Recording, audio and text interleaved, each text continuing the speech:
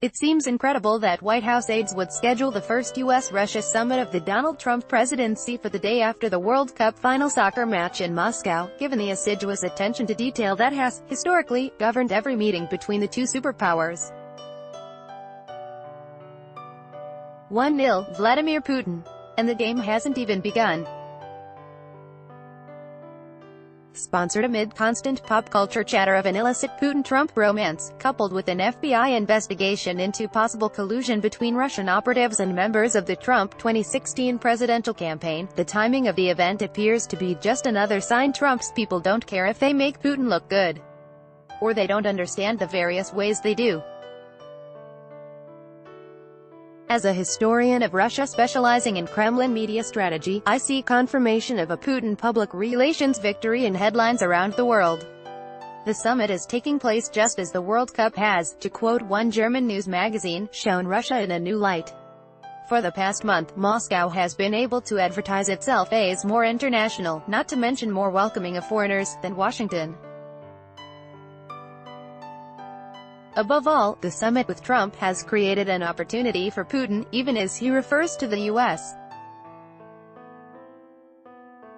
president with ostensible respect as a good, tough entrepreneur, to widen a growing divide between the U.S. and Europe.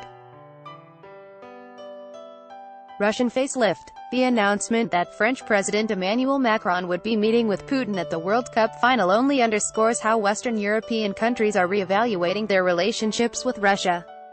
Germany and France in particular have long warned of Kremlin-sponsored efforts to destabilize Europe and undermine liberal democracy. But over the past year, they've also grown increasingly upset about what they claim have been U.S.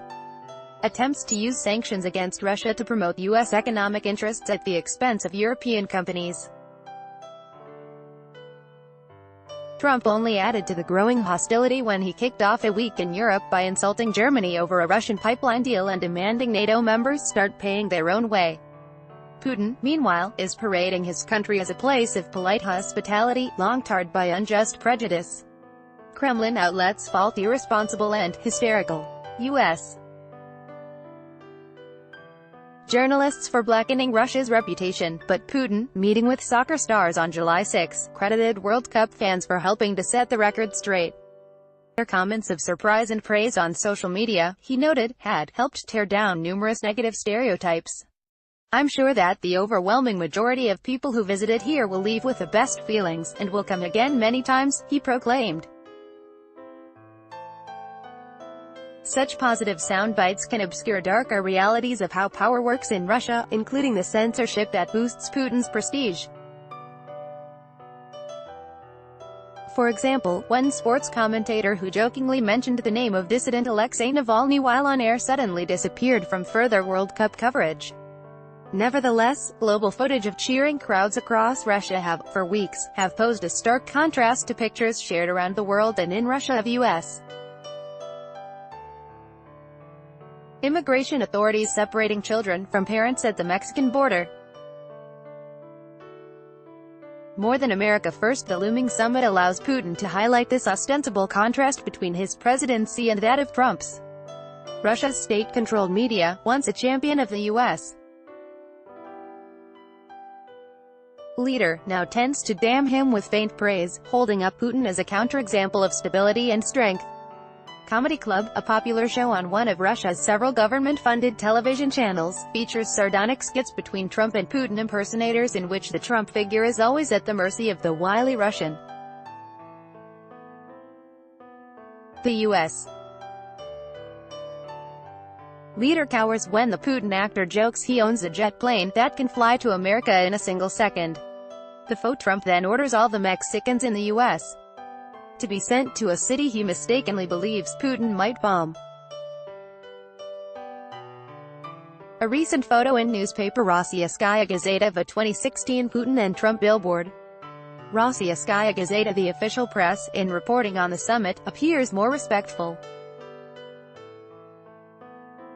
The newspaper Rossiyskaya Gazeta is recycling triumphant images of the two leaders side by side that first emerged after Trump's presidential win, and which proclaim, in both Russian and English, "Let's make the world great again, together."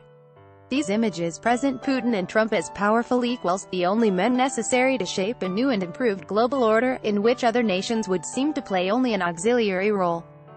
But they also show Putin as more far-sighted than Trump, calling attention to the narrowness of the latter's "Make America Great Again" election slogan. Speaking to Europe, these purported contrasts between the two leaders are meant to resonate with Europeans, horrified at Trump's apparent disregard for international cooperation.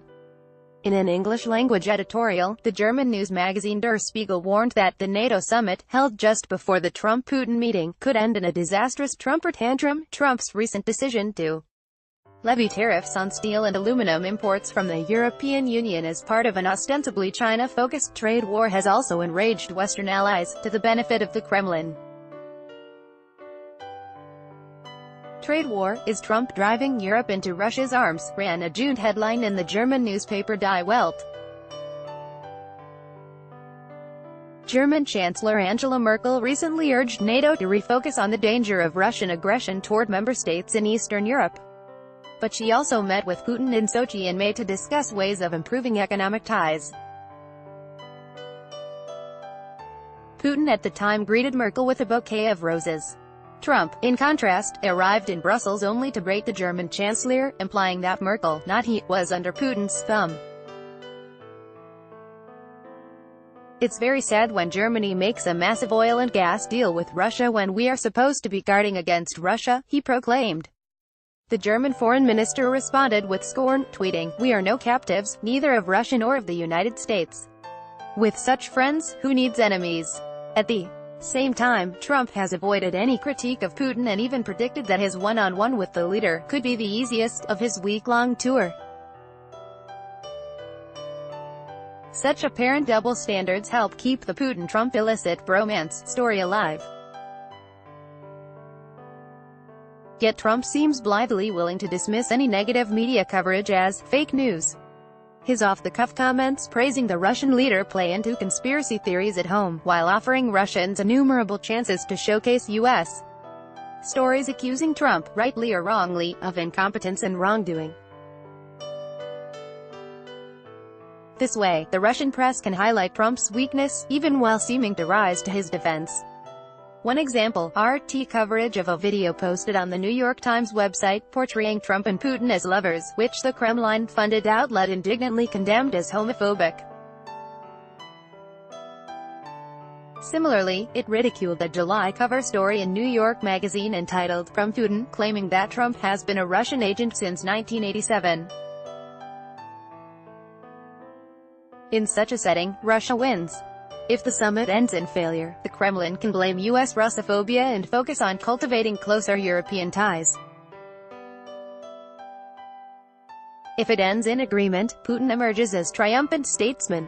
Meanwhile, any deals Trump might try to make, even in regard to Syria and Iran, can be cast by his critics as capitulating to a tyrant he has too long failed to condemn.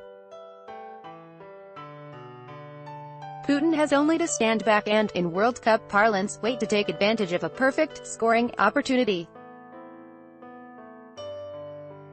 Cynthia Hooper, Associate Professor of History, College of the Holy Cross. This article was originally published on The Conversation. Read the original article.